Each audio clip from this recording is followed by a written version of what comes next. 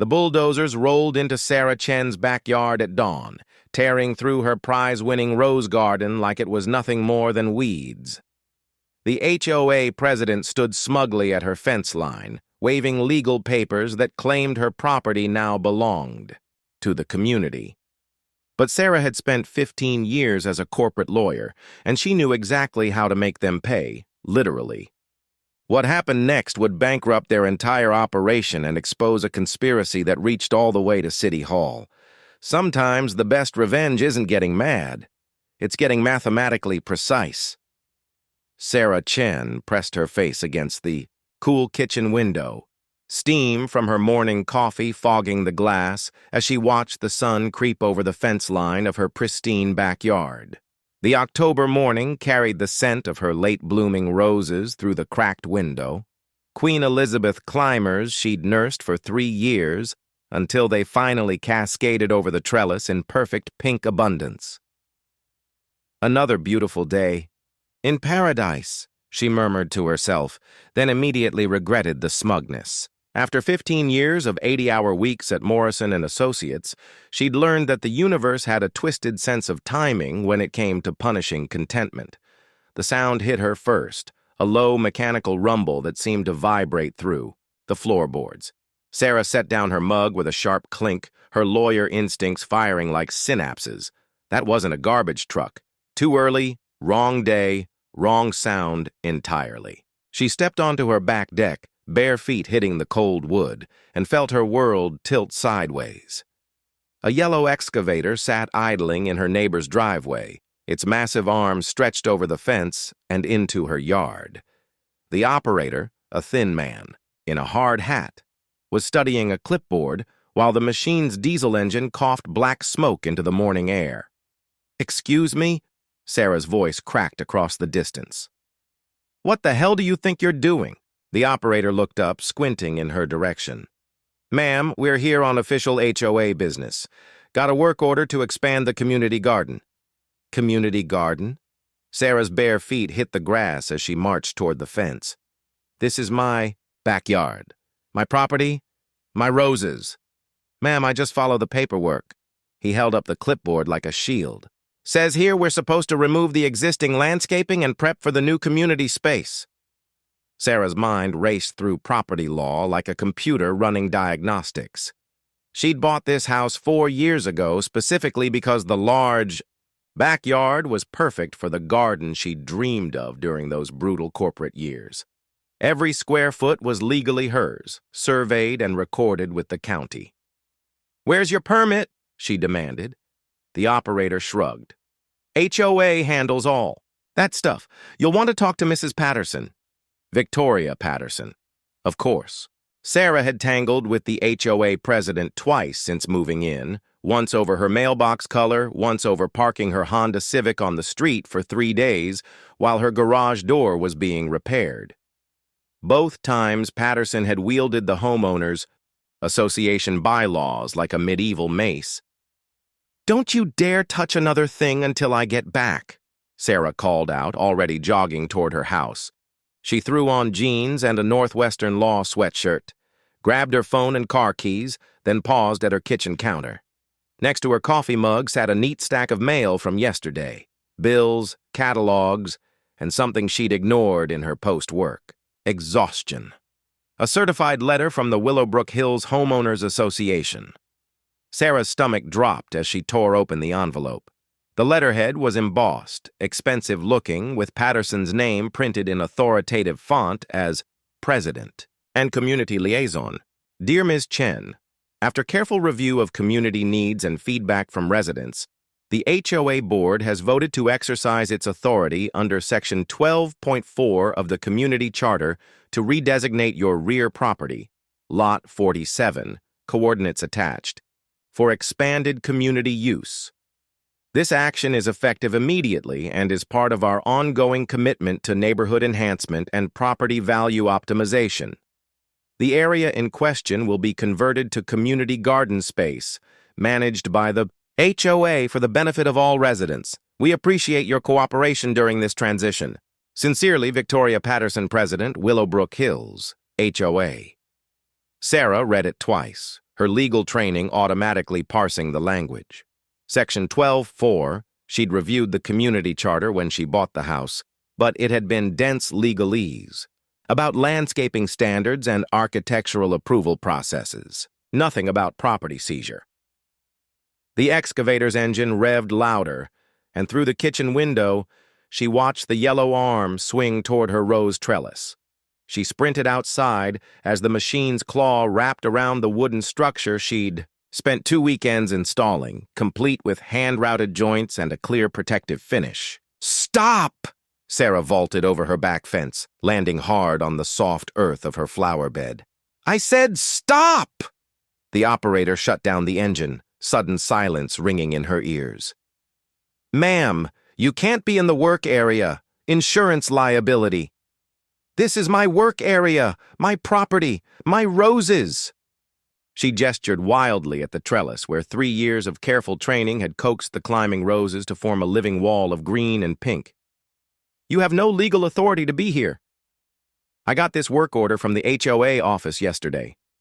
He climbed down from the excavator, clipboard in hand. "Signed by the president and everything." Sarah snatched the paper and scanned it quickly. Sure enough, Victoria Patterson's signature sprawled across the bottom of a form titled Community Enhancement Authorization. The description read, "Remove landscaping obstacles and prep foundation for community garden expansion, Lot 47. This is insane." Sarah pulled out her phone. "I'm calling the police." "Ma'am, this is civil matter. Police won't get involved in HOA disputes." Sarah's thumb hovered over the emergency dial. He was probably right. She'd handled enough property disputes to know that cops generally stayed out of homeowner association drama unless someone was actively bleeding. "Give me 10 minutes, she said finally. "Don't touch anything for 10 minutes while I sort this out." The operator shrugged and pulled out his own phone. "Fair enough. I'll call the office, let them know there's a delay." Sarah was already jogging toward the front of her house, mind racing. Victoria Patterson lived 6 houses down in the largest home in the development, a colonial-style monument to suburban authority with a perfectly manicured lawn and seasonal decorations that changed precisely on schedule. She found Patterson on her front porch, sipping coffee from a mug that read "World's Greatest Grandma" while surveying her domain like a feudal lord. The woman was in her early 60s, with silver hair pulled into a severe bun and the kind of posture that suggested years of teaching middle school before retiring into HOA tyranny. "Sarah, dear, out for an early morning jog?" Patterson's smile was honey over broken glass. "Cut the crap, Victoria. There's an excavator in my backyard." "Oh, that! Yes, the community garden expansion is moving forward faster than expected." "Wonderful, isn't it?" Sarah waved the certified letter. "You can't just take someone's property. That's not how homeowner associations work."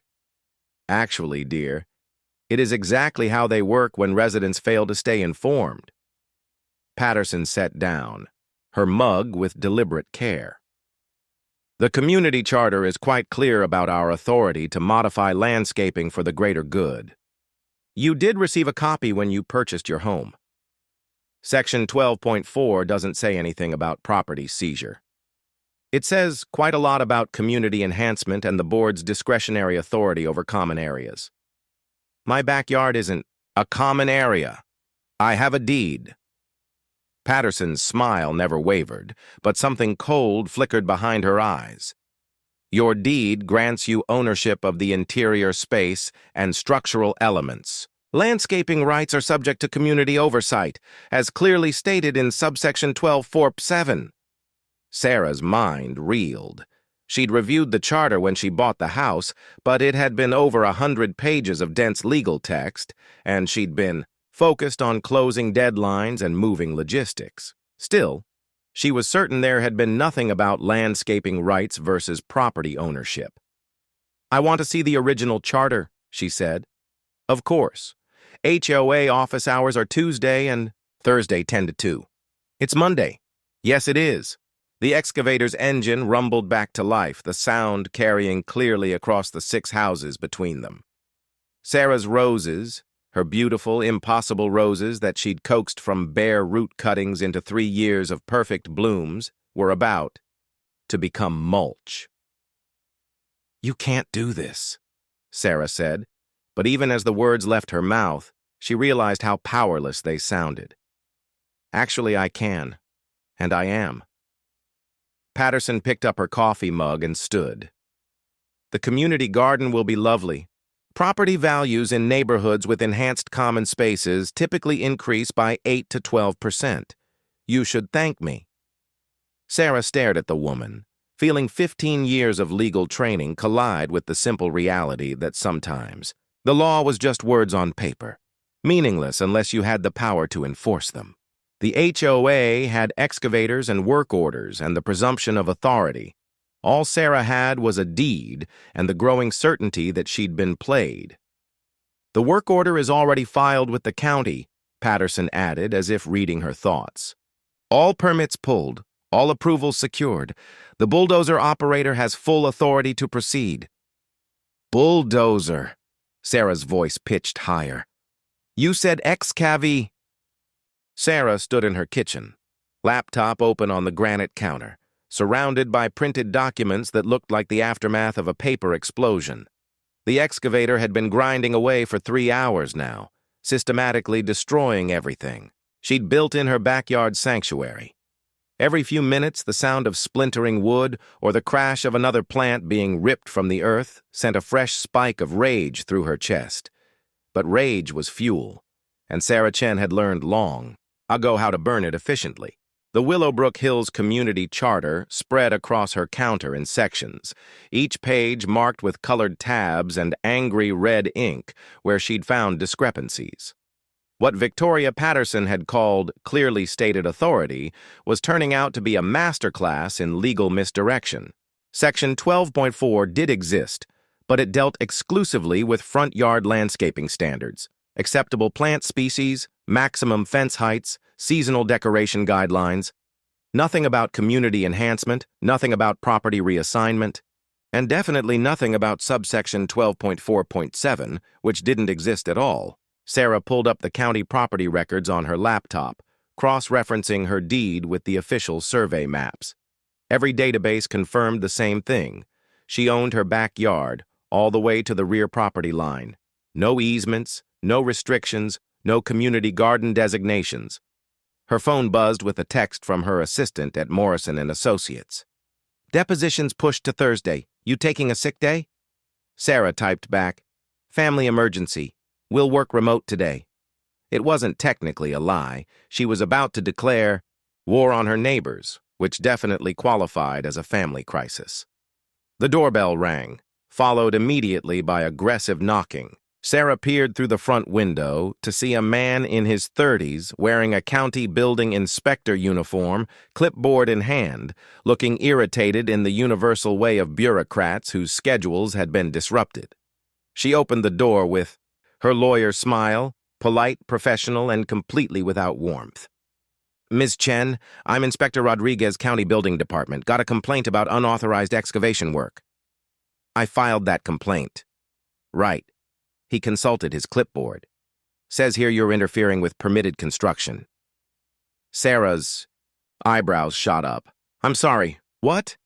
"HOA office called this morning. Said you were harassing their contractor, creating safety hazards by entering the work zone." Rodriguez looked past her toward the sound of machinery. "They requested official documentation that the work is properly permitted." "And is it?" Rodriguez pulled out a folded permit, standard county form with official stamps and signatures. "Community garden expansion, residential lot modification. All the paperwork checks out." Sarah took the permit, scanning it quickly. The property description matched her address. The work description matched what was happening in her backyard. And the signature at the bottom belonged to someone named Marcus Webb, property owner. "Who's Marcus Webb?" she asked. "That would be you, according to this." "I'm not Marcus Webb. I'm Sarah Chen. I never signed this." Rodriguez frowned, pulling out his phone. "That's Unusual. Let me call the office. He stepped away, speaking in low tones while Sarah studied the permit. More carefully, the signatures were obviously fake. Whoever had forged them hadn't even bothered to make them look feminine. But the property description was disturbingly accurate, down to the correct lot number and surveyor coordinates. Someone had done their homework. "Ma'am?" Rodriguez was back, looking uncomfortable. "My supervisor wants to see your ID and property deed. There seems to be some confusion about ownership." Sarah's phone rang before she could respond. Unknown number, local area code. Sarah Chen. "Ms. Chen, this is James Morton from Morton, Kessler and Associates." The voice was professionally smooth, with just a hint of condescension. "I represent the Willowbrook Hills Homeowner Association. I understand you're having some concerns about the community garden project." Concerns? Sarah stepped back into her house, motioning for Rodriguez to wait. "Someone forged my signature on a county permit to steal my property. That's not a concern. That's a felony. Now let's not get dramatic. The HOA has full legal authority for this project under the Community Charter. Any confusion about signatures is simply an administrative oversight." Administrative oversight. Sarah repeated the words slowly, tasting their absurdity. "Someone committed fraud using my name, and you call it administrative oversight." "Ms. Chen, I've been handling HOA disputes for 20 years. These situations always seem more complicated than they actually are. The association is prepared to offer reasonable compensation for any inconvenience." Sarah felt something cold and sharp crystallize in her chest. "What kind of compensation?" "Well, the community garden will increase property values throughout the neighborhood. Call it a rising tide lifting all boats. But if you're feeling particularly put out, the board could authorize a small stipend. Say, $500 for your trouble." $500. For 3 years of work, thousands of dollars in plants and materials, and her legal property rights. "Counteroffer," Sarah said, watching Inspector Rodriguez shift nervously on her porch. "Your clients restore my property to its original condition, publicly apologize for the fraud, and resign from the HOA board. Then maybe I don't file criminal charges." Morton's laugh was indulgent, patronizing. "Ms. Chen, I don't think you understand the situation. The HOA has been planning this expansion for months. All proper procedures have been followed. Fighting this will cost you tens of thousands in legal fees, and you'll lose anyway. You seem to be under the impression that I can't afford a good lawyer. Ma'am, I've seen your financial records as part of our due diligence. You're comfortable, certainly, but extended litigation would be challenging." The words hit Sarah like a physical blow. "You pulled my financial records?" "Standard background research for community enhancement projects. We like to know who we're dealing with." Sarah's grip tightened on the phone. They'd investigated her finances, dug into her credit reports, bank statements, probably her employment history too. All so they could calculate exactly how much pressure she could withstand before breaking. "Mr. Morton," she said carefully, "what law firm did you say you were with?" "Morton, Kessler and Associates." Sarah walked to her laptop, typing quickly. Morton, Kessler and Associates had a website, offices in 3 cities, client testimonials, the full professional package. But something about the phone number nagged at her. She pulled up a reverse directory search. The number connected to a small office space in a strip mall, registered to MK Legal Services, not Morton, Kessler and Associates. "Interesting," she murmured. "What's that?" "Oh, nothing. Just admiring your attention to detail." Sarah smiled at the phone. "Tell me, what's your bar registration number?" Silence. "I'm sorry?" "Your bar number. For verification purposes. I like to confirm I'm speaking with a licensed attorney before discussing legal matters." More silence, then. "Ms. Chen, I don't think that's Because according to the state bar website, there's no James Morton registered with Morton, Kessler & Associates. In fact, there's no Morton, Kessler & Associates registered anywhere in this state. The line went dead. Sarah stared at her phone, pieces clicking into place like tumblers in a lock. Forged permits, fake lawyers, illegally obtained financial records. This wasn't just HOA overreach, this was a coordinated fraud operation. Inspector Rodriguez knocked again. "Ma'am, my supervisor is asking about those documents." Sarah grabbed her deed and driver's license, mind racing. "Inspector, I need you to document everything happening in my backyard. Photos, measurements, witness statements. This permit was obtained fraudulently." "Ma'am, that's a pretty serious accusation." "And I'm a pretty serious lawyer." Sarah handed him her business card. Morrison & Associates, corporate litigation. 15 years of experience with fraud cases exactly like this one. Rodriguez's expression shifted as he read the card. Morrison & Associates was one of the most prestigious firms in the state, the kind of legal firepower that small-time scammers usually went to great lengths to avoid.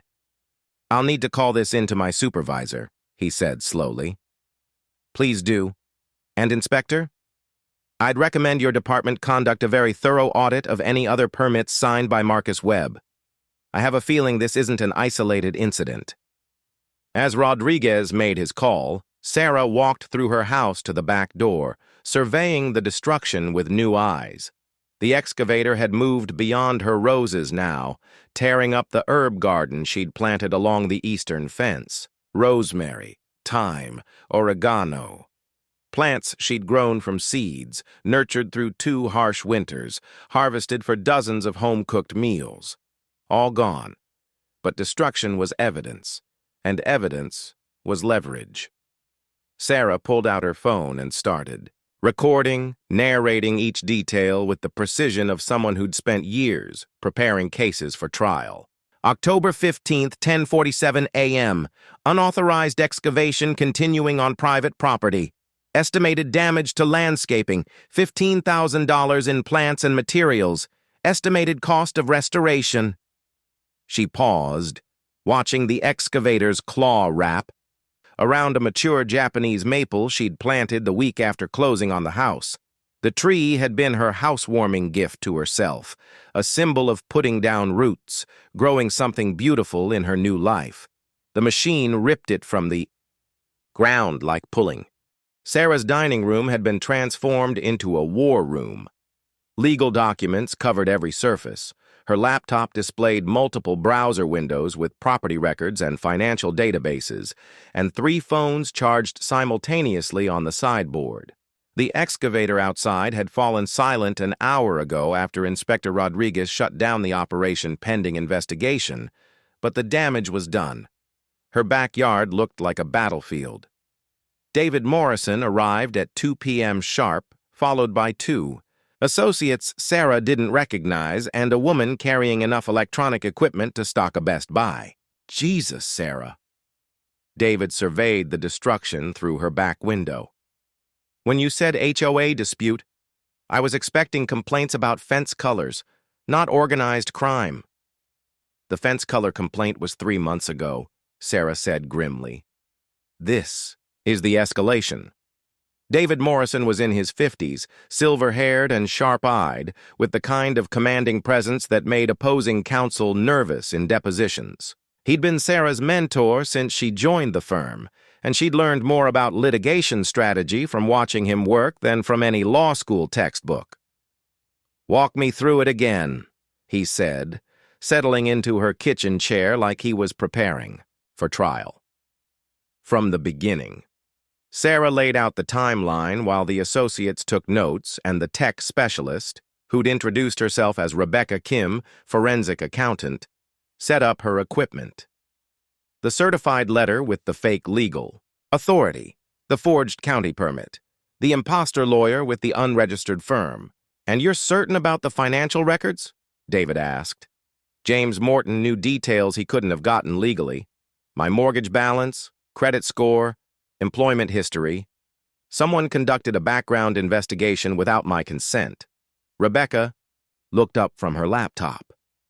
That's a federal crime if they accessed your credit report without permission. Fair Credit Reporting Act violation, possible identity theft charges. How do we prove it? We follow the money. Rebecca's fingers flew across the keyboard. Every credit inquiry leaves a digital footprint. If they pulled your reports illegally, there's a trail. Sarah's doorbell rang. Through the front window, she could see Victoria Patterson standing on her porch, no longer alone. A tall man in an expensive suit flanked her left side, while a younger woman with a briefcase took position on her right. Looks like they brought reinforcements, David observed. Should we let them in? Absolutely. I love meeting the opposition before they know who they're dealing with. Sarah opened the door to find Victoria Patterson looking significantly less confident than she had that morning. The expensive suit belonged to a man in his 40s with perfectly styled hair and the kind of artificial tan that screamed, personal injury attorney. Sarah, dear, I'd like you to meet Robert Steele, our legal counsel. Steele stepped forward with a practiced smile and an outstretched hand. Ms. Chen, I'm here to resolve this unfortunate misunderstanding before it gets out of hand. Sarah ignored the handshake. Another fake lawyer? I can assure you my credentials are quite real. Steele pulled out a business card. Steele & Associates, 20 years of experience in real estate and HOA law. Sarah glanced at the card, then looked past the trio to David Morrison, who was approaching from her kitchen with the predatory smile she'd seen him use in depositions.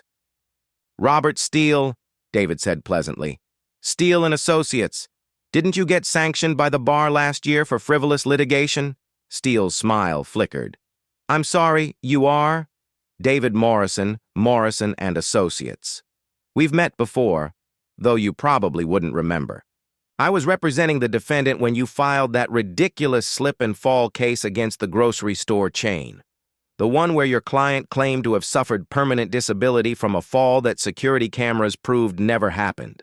The color drained from Steele's face. That case was settled confidentially, after you were sanctioned for bringing a knowingly false claim to court. Funny how these things come full circle. Victoria Patterson's eyes darted between the two lawyers like she was watching a tennis match. Mr. Steele, perhaps we should discuss our settlement offer. Settlement offer? Sarah raised an eyebrow. This morning you were telling me to accept $500 and be grateful. The young woman with the briefcase spoke for the first time. The board has reconsidered. We're prepared to offer full compensation for your landscaping losses, plus an additional $10,000 for the inconvenience. That's generous, David said mildly. What's the catch? Steele cleared his throat. Ms. Chen would need to sign a comprehensive non-disclosure agreement and agree not to pursue any legal action related to this matter. Including the fraud, Sarah said. The forged permits, the impersonation of a lawyer, the illegal access to my financial records, any alleged irregularities in the permitting process. Alleged? Rebecca Kim appeared in the doorway behind Sarah, laptop in hand. I've got the credit inquiry records. Someone accessed Ms. Chen's reports from 3 different agencies over the past 2 months. Want to guess who paid for those searches? Steele's jaw tightened. I think we should discuss this privately, between counsel. No, Sarah said flatly. This is my house, my property, and my lawsuit. If you want to confess to felonies, you can do it in front of witnesses.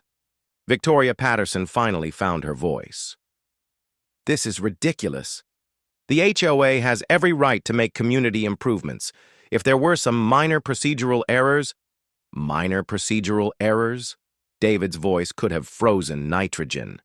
Ms. Patterson, let me explain what your board has accomplished today. You've committed mail fraud by sending false legal documents through the Postal Service. You've committed wire fraud by using electronic communications to advance your scheme. You've violated the Fair Credit Reporting Act by obtaining financial information without consent. You've committed forgery by falsifying county documents. And you've committed impersonation of a lawyer, which is a felony in this state. He paused. letting the list sink in.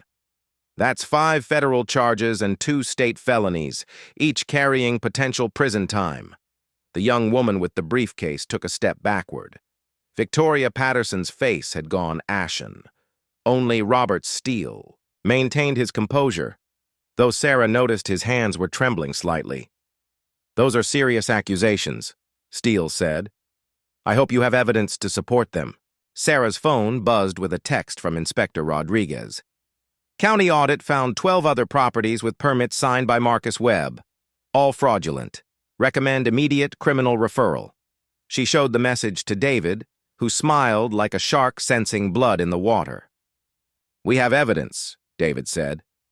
"Lots of evidence. In fact, we've discovered this isn't an isolated incident. 12 other properties in this development have been hit with the same scam. Fraudulent permits, forged signatures, illegal takeovers of private property." Victoria Patterson swayed on her feet. "That's impossible. I don't know anything about other properties." "Really?" Rebecca held up her laptop screen. "Because according to HOA financial records, the association has been collecting rent on community garden plots for the past 18 months. $1,500 per month per plot. That's $216,000 in revenue. From stolen property." Sarah felt her breath catch. "Rent?" "The HOA has been leasing your neighbors' backyards to commercial gardening companies. Premium organic produce sold to high-end restaurants downtown. Very profitable, especially when your overhead is zero because you stole the land." The pieces clicked into place with devastating clarity. This wasn't random neighborhood bullying. It was a sophisticated real estate scam. Victoria Patterson and her accomplices had been systematically stealing private property, then monetizing it through commercial leases. "My God," Sarah whispered. "How many homeowners? So far, 13 counting you. All elderly residents or single professionals who travel frequently. People they thought wouldn't fight back." David stepped closer to the 3 people on Sarah's porch. "Here's what's going to happen. You're going to restore Ms. Chen's property to its original condition, at your expense.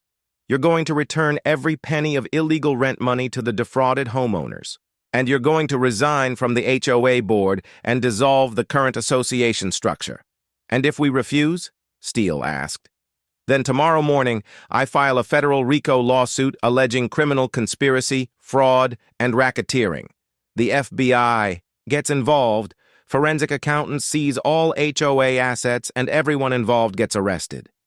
Your choice." Victoria Patterson's composure finally cracked completely. "This was never supposed to hurt anyone. We were just trying to improve the neighborhood, increase property values, by stealing people's land and selling their produce," Sarah interrupted. "Very civic-minded. The money was going back into community improvements." "The money was going into your pockets," Rebecca said, consulting her laptop. "Victoria Patterson, personal withdrawals from HOA accounts over the past year, $47,000, listed as administrative compensation." Patterson's mouth opened and closed soundlessly. Robert Steele was already backing away from the porch. "I was retained only for this specific negotiation. My firm has no knowledge of any broader activities." "Your firm helped draft the fraudulent lease agreements," Rebecca continued. "Your signature is on documents establishing the commercial gardening contracts. You're in this up to your neck, counselor." The emergency HOA board meeting was held in Victoria Patterson's living room because the community center had been temporarily unavailable once word spread that federal investigators were asking questions. Sarah arrived precisely at 7 p.m., flanked by David Morrison and carrying a briefcase that contained enough evidence to send half the neighborhood to prison. Through the front window, she could see 8 people clustered around Patterson's coffee table, their voices rising and falling in what sounded like barely controlled panic. The young woman from yesterday's porch confrontation, who'd introduced herself as Amanda Chen, no relation, the HOA treasurer, was gesturing frantically at a laptop screen while other board members shouted over each other. "Remember," David murmured as they approached the door. "We're here to offer them a lifeline. They don't have to take it, but they should understand the alternative." Sarah knocked, and the voices inside fell silent. Victoria Patterson opened the door, looking like she'd aged 5 years in 24 hours. Her perfectly styled silver hair was disheveled, her makeup smeared, and her hands shook as she gestured them inside. "Sarah, Mr. Morrison, thank you for coming." The living room fell silent as Sarah and David entered. 8 faces turned toward them with expressions ranging from desperate hope to barely concealed hostility. Sarah recognized most of them. The Hendersons from 3 houses down, Bob Martinez, who always complained about parking, Eleanor Walsh, who'd tried to get Sarah's Halloween decorations banned as too frightening for children. Normal people who'd gotten caught up in what they'd probably thought was harmless neighborhood politics until it spiraled into federal felonies. "Ladies and gentlemen," David said pleasantly, settling into the chair Patterson offered, "thank you for agreeing to meet. I know this has been a difficult few days." "Difficult?" Bob Martinez's face was red with indignation. "The FBI showed up at my house this morning. My neighbors think I'm a criminal." "Well," Sarah said mildly, "you did help steal 13 people's property and convert it to commercial use without their consent. So technically, we didn't steal anything." Eleanor Walsh jumped to her feet. "We were improving the community, making it better for everyone." "By forging county documents and impersonating lawyers?" Amanda Chen looked up from her laptop. "The financial records are concerning. Over the past 18 months, the association collected $216,000 in rental fees, but only $23,000 went to actual community improvements." "Where did the rest go?" Sarah asked, though she already knew the answer. "Administrative costs," Victoria Patterson said weakly. "Administrative costs," David repeated. "Like Victoria's $47,000 in compensation, Bob's $32,000 in consulting fees, and Eleanor's $28,000 for project management." The room erupted in shouting. "You said that money was for landscaping." "Victoria told us we were entitled to compensation for our volunteer work." "I never agreed to any of this criminal nonsense." Sarah let them argue for a full minute before standing up. The room gradually fell quiet. "Here's what's going to happen," she said, her voice cutting through the chaos like a blade. "Tomorrow morning, the district attorney's office will receive a complete forensic analysis of HOA finances, copies of all fraudulent documents, and a detailed criminal complaint naming every person in this room as co-conspirators in a racketeering enterprise." The silence was absolute. Federal charges include wire fraud, mail fraud, conspiracy, violation of the Fair Credit Reporting Act, and potentially RICO violations if the prosecutor decides to be creative. State charges include forgery, impersonation of legal counsel, theft by deception, and criminal conspiracy. Eleanor Walsh sank back into her chair. "How much prison time?" "Wire fraud alone carries up to 20 years. Multiply that by the number of victims and fraudulent transactions." David shrugged. "Let's just say you should start thinking about how to explain this to your grandchildren." Victoria Patterson was crying now, mascara running down her cheeks in black streaks. "Please, there has to be another way. I'll pay back every penny." "With what money?" Amanda Chen looked up from her laptop. "The association accounts have been frozen pending investigation. The commercial gardening contracts have been terminated. We have outstanding debts of $47,000 for equipment rentals and contractor fees." "Essentially," Sarah said, "you're bankrupt criminals facing federal prosecution." "However," David continued smoothly, "my client is prepared to offer an alternative resolution." Every head in the room turned toward him. "Ms. Chen will agree not to pursue criminal charges under the following conditions. First, complete restitution to all victims, every penny of stolen rental income returned, plus interest. Second, full restoration of damaged property at association expense. Third, dissolution of the current HOA structure and resignation of all board members. Bob Martinez leaned forward. What about our legal exposure? The FBI investigation? Once civil restitution is made and the property crimes are remediated, Ms. Chen will petition the prosecutor to decline criminal charges in the interest of community healing. And the financial penalties? Eleanor Walsh asked. Sarah smiled.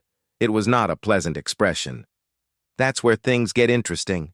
See, you've all become quite good at the rental property business, so I'm going to keep you in that business. She opened her briefcase and pulled out a stack of legal documents. Standard commercial lease agreements. The HOA will continue managing the community garden spaces you've created, but now you'll be paying fair market rent to the actual property owners. Amanda Chen squinted at the numbers. $3,000 per month per property? That's the going rate for premium commercial agricultural space. You've proven there's demand. The restaurants downtown love the organic produce you are selling. Nothing has to change except who gets paid. Victoria Patterson wiped her eyes, smearing mascara further. We can't afford $3,000 per month for 13 properties. That's almost $40,000 monthly. $39,000, Sarah corrected. And you're right, that's expensive. Fortunately, I have a solution. She pulled out another set of documents. Personal liability agreements. Each board member becomes personally responsible for a portion of the monthly rent. Call it $5,000 each, split among the 8 of you. $5,000 per month? Bob Martinez's voice cracked. I'm retired. I live on Social Security. Then you probably shouldn't have committed federal crimes. David leaned back in his chair. Of course, there is one other option. Ms. Chen could simply proceed with criminal prosecution. Federal prison provides free room and board, so you wouldn't have to worry about rental payments. The room fell silent except for the sound of Victoria Patterson's quiet sobbing. This is insane, Eleanor Walsh said finally. You're asking us to pay you $5,000 every month for the rest of our lives. Not for the rest of your lives, just until you've worked off the debt, principal, interest, punitive damages, and restoration costs. Sarah consulted her notes. At current payment rates, approximately 15 years. 15 years. That's assuming you make every payment on time. Late fees are quite substantial. Amanda Chen was frantically typing on her laptop. The math doesn't work. None of us have $5,000 per month in disposable income. Then I suggest you get creative. Second mortgages, part-time jobs, liquidate your retirement accounts. That's what normal people do when they can't afford their monthly obligations. You're destroying our lives, Victoria Patterson whispered. Sarah looked around the room at the 8 people who'd thought they were so clever, so entitled to other people's property, so certain that suburban bureaucracy would protect them from consequences. You destroyed my life first. The difference is I'm doing it legally. Her phone buzzed with a text from Inspector Rodriguez. Restoration crew ready to start tomorrow. Full landscaping replacement, premium materials. Estimated cost, $73,000. Speaking of legal, Sarah said, showing the text to the room. Restoration of my property begins tomorrow. Premium materials, professional installation, complete replacement of everything you destroyed. The bill will be $73,000. $73,000? Bob Martinez looked like he was having a heart attack. Japanese maples are expensive, so are 3-year-old rose gardens and custom cedar trellises. You should have thought of that before you brought in the bulldozers. David stood up, straightening his tie. The lease agreements are on the table. You have 24 hours to sign them, arrange financing, and make the first month's payment. After that, the criminal complaints get filed and this generous offer disappears. Sarah gathered her papers, taking one last look around the room. Victoria Patterson was still crying, mascara streaking her cheeks like war paint. Bob Martinez was staring at the lease documents like they were written in a foreign language. Eleanor Walsh had her head in her hands. 8 months ago, these people had felt powerful. They'd had authority, bureaucratic leverage, the presumption of legitimacy that came with official titles and stamped documents. They'd looked at their neighbor's property and seen opportunity, saw weak targets who wouldn't fight back. Now they looked like what they'd always been underneath the suburban respectability, petty criminals facing the consequence. 6 months later, Sarah stood in her restored backyard, sipping morning coffee while watching her newest tenants, the former HOA board, tending the very garden they'd once tried to steal. The Japanese maple was thriving in its new location.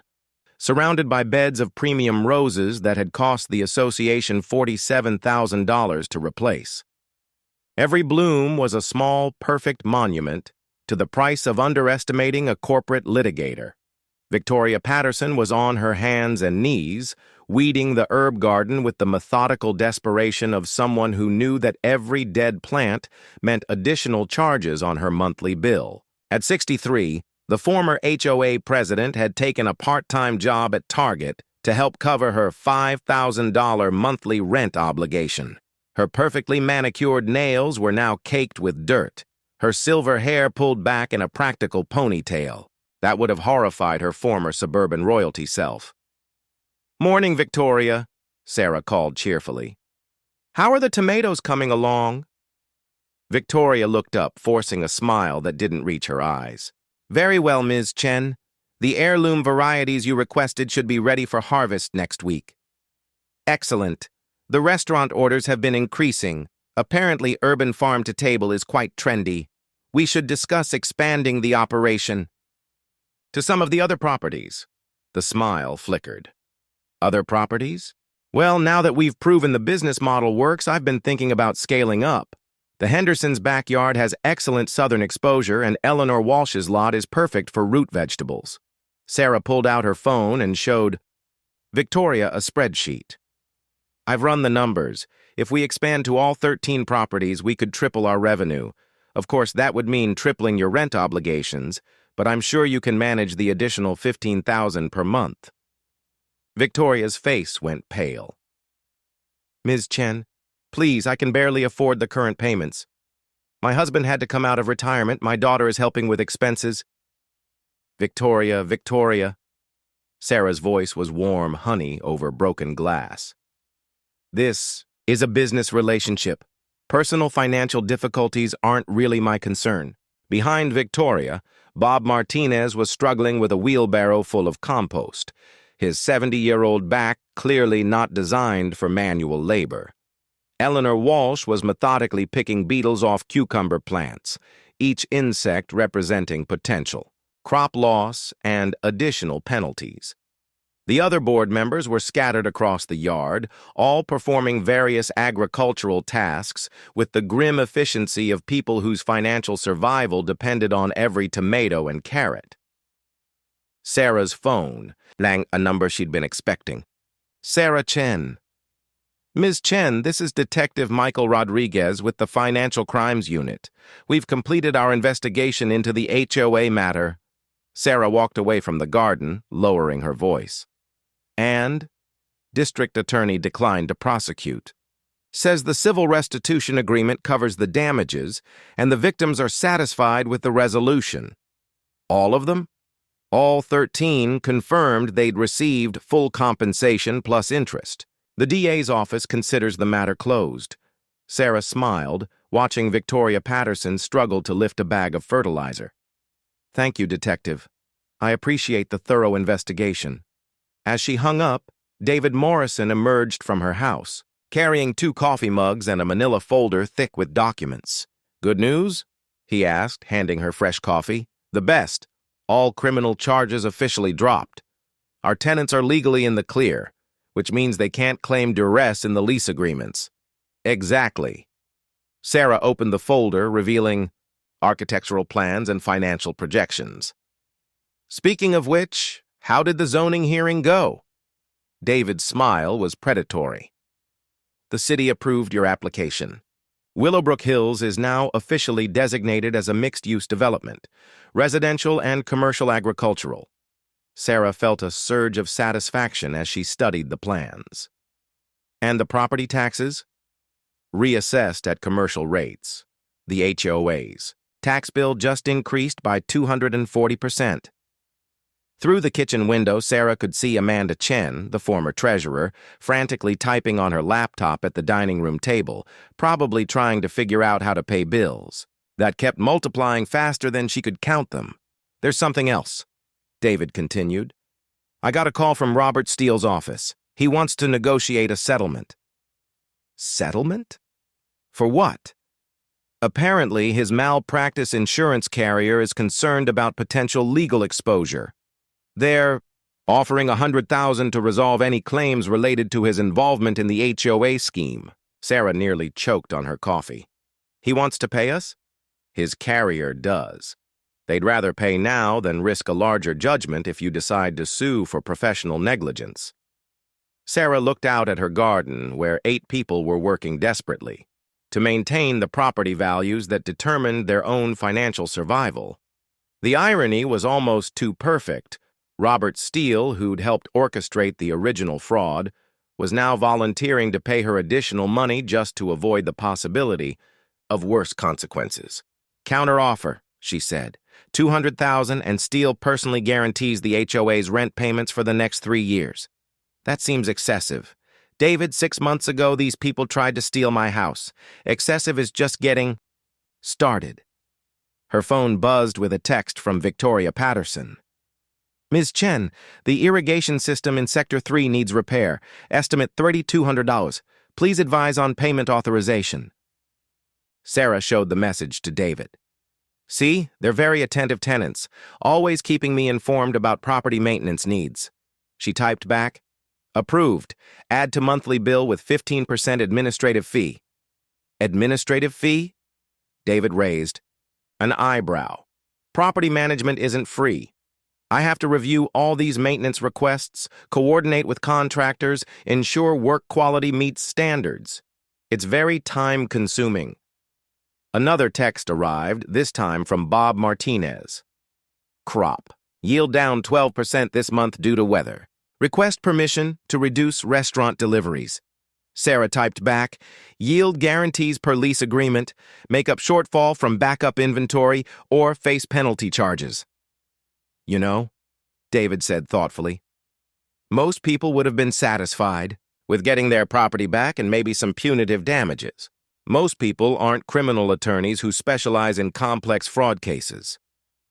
Sarah walked over to the garden fence, where Victoria Patterson was now pruning roses with surgical precision. Every cut mattered. Damaged plants meant reduced yields, which meant penalty payments the association couldn't afford. Victoria, how are we doing on the heritage roses? The Chateau de Malmaison variety? Victoria looked up, sweat beading on her forehead despite the cool morning air. They're responding well to the new fertilizer program. I think we'll see a 20% increase in blooms this season. Wonderful.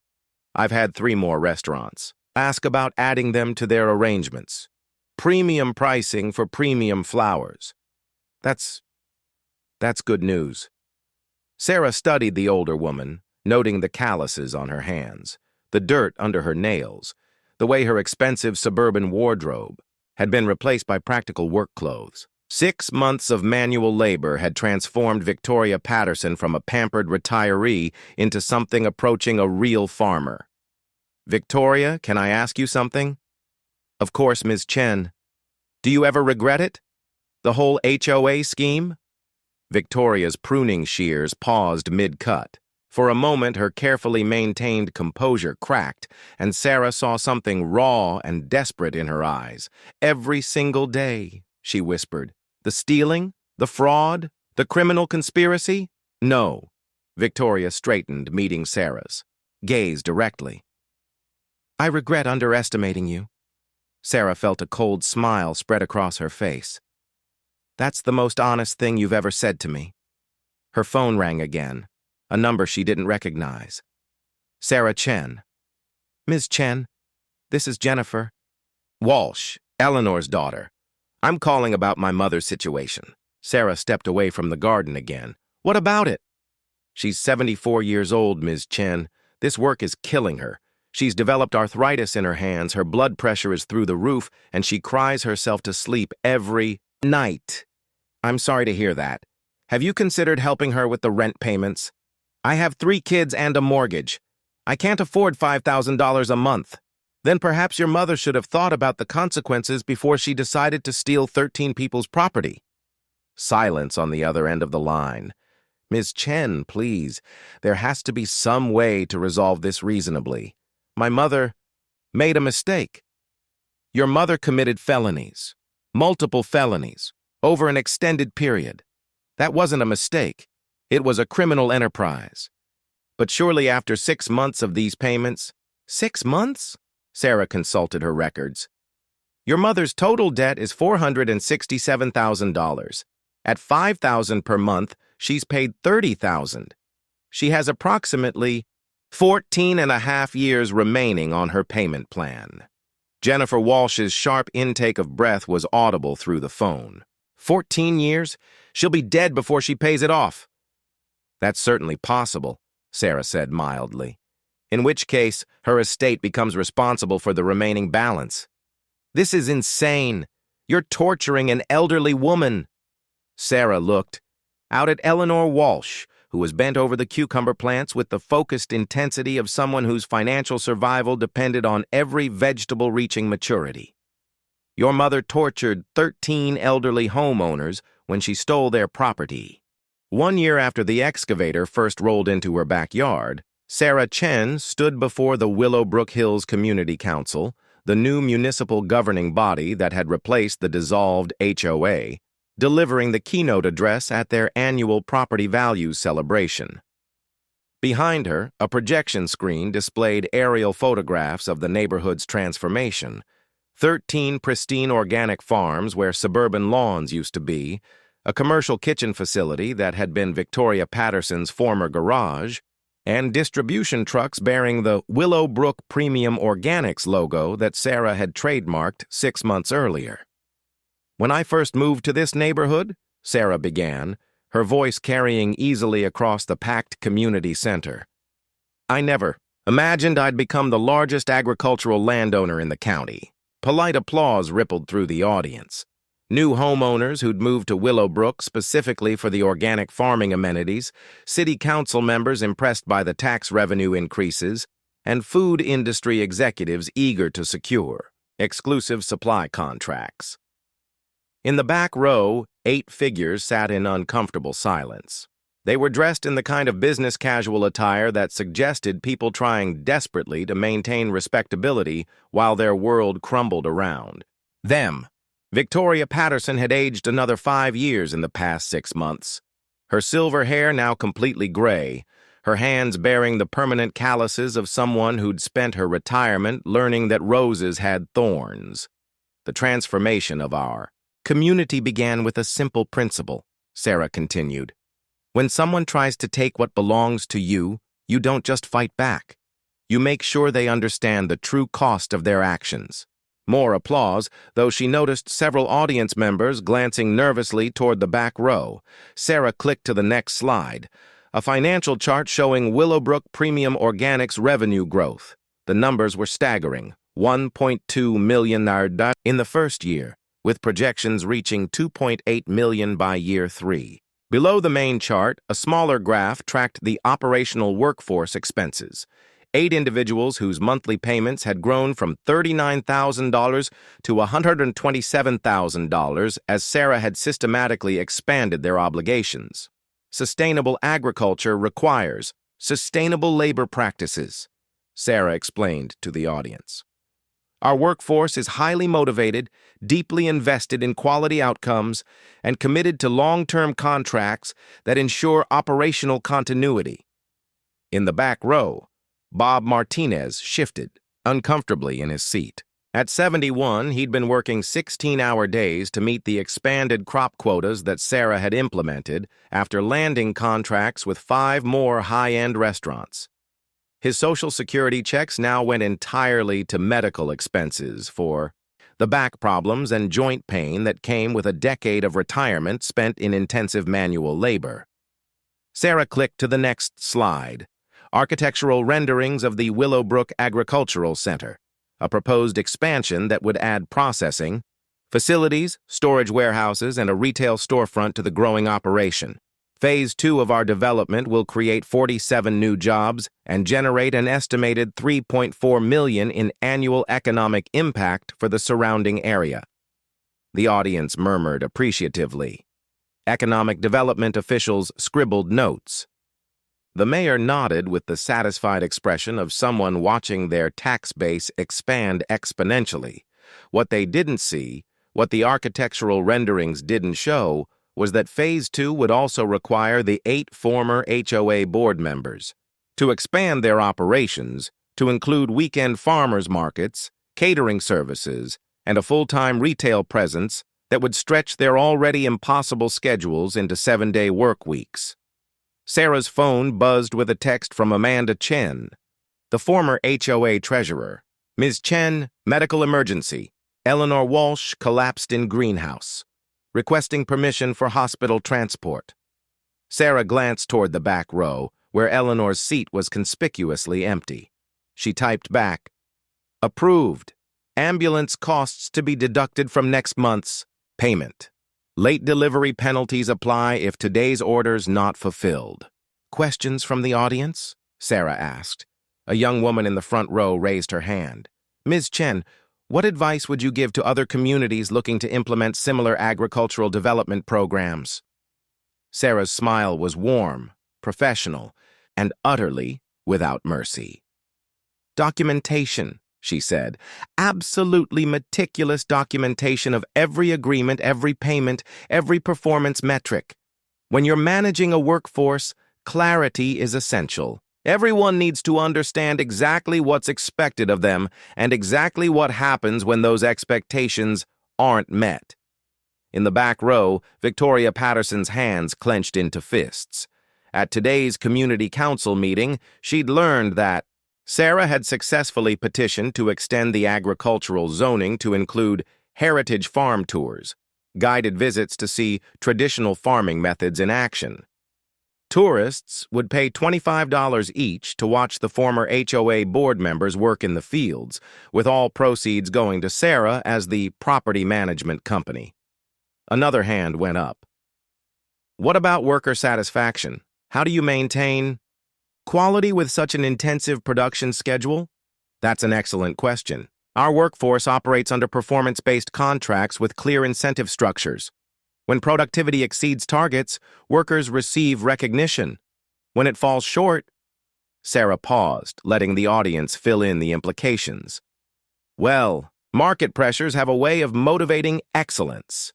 Bob Martinez's phone buzzed. He glanced at the message and went pale. Martinez, crop yields down 3% this week. Per contract, Section 15, implementing corrective productivity measures. Weekend, overtime mandatory until standards restored. Administrative fee, $200.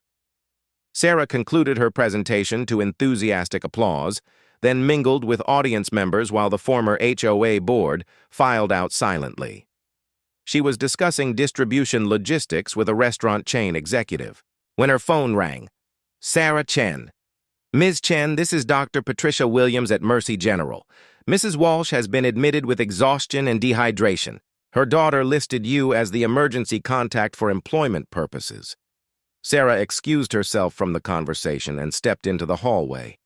How serious is her condition? She'll recover, but she needs at least a week of rest. Possibly 2. Mrs. Walsh is 74 and her body isn't designed for this level of physical stress. I understand. Please keep me informed of her progress. Sarah hung up and immediately sent a group text to the remaining 7 board members.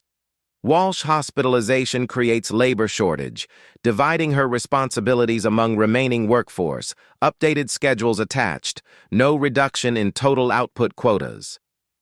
Her phone rang again almost immediately. Victoria Patterson. Sarah, please. We can't absorb Eleanor's workload on top of everything else.